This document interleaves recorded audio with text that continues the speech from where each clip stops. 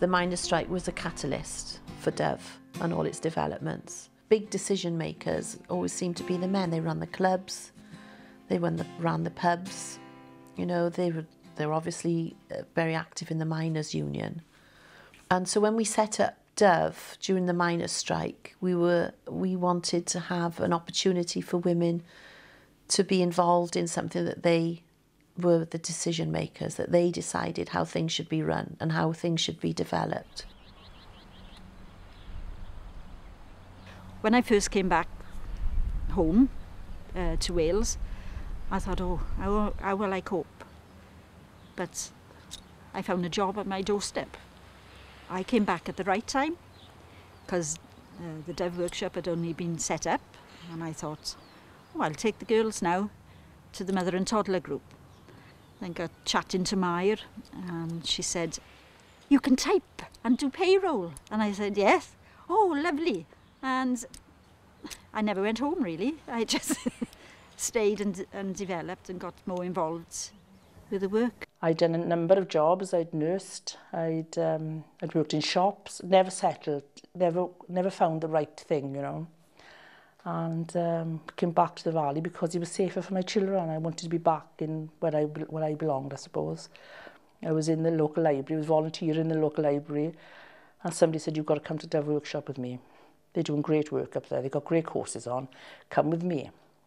The main aim of the organisation is to offer education and training to adults from 16 years up so that they can take courses in their own community, from return to learn, art classes, craft classes, all the way through to a part-time degree in humanities, which is offered by Swansea University.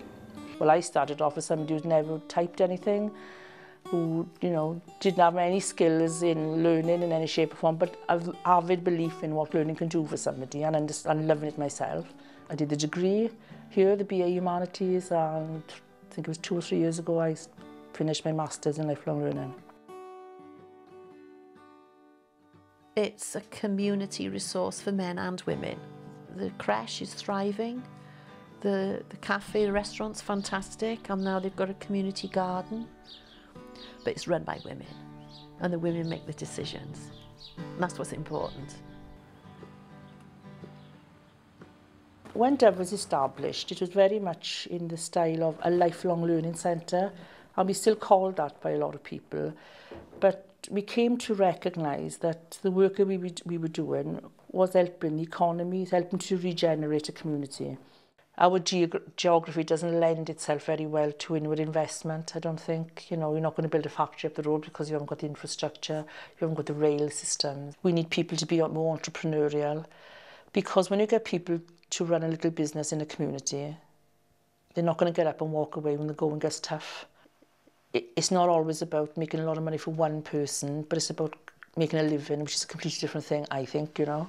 People say to me all the time, you know, yeah, but what's in the Delight Valley? Well, I don't know what it is, but there's a sort of community here. If the going gets tough, we all get together. And I think it was proved during the miners' strike. We've got a lot to show and a lot to be proud of.